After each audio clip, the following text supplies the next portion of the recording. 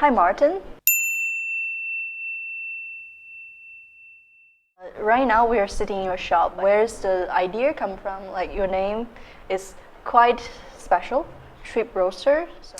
I started almost 2.5 years ago when I turned 36, and then I had some major life changes. I decided to start for myself, and it was at the same time as my 36th birthday, and then I organized an event to meet a lot of old friends and new friends, and I called it the 3x Rooster event because my Chinese sign is a rooster. Oh, so what do you know about China before you came here?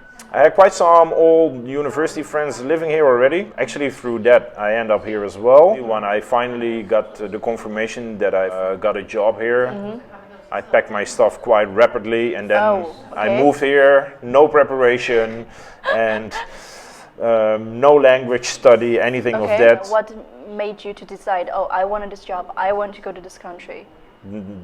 First of all, I think the job was interesting enough for me, and it comforted me that I had good friends around in Shenzhen and in Hong Kong that time. And besides that, I think it's good to accept certain challenges. When you first came here, any funny things happened to you? People, of course, stare at you in the metro. They gossip about you. Yeah, you must get a lot of tension.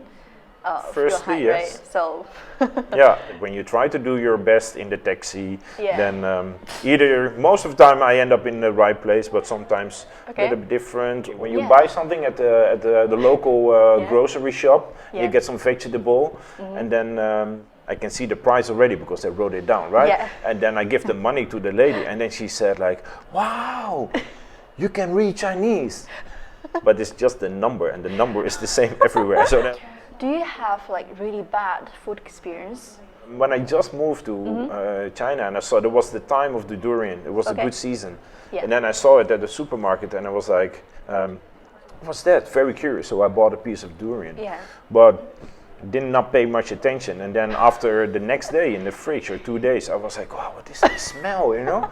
And then I thought it was not good, so I threw it away. It's like, it cannot be good.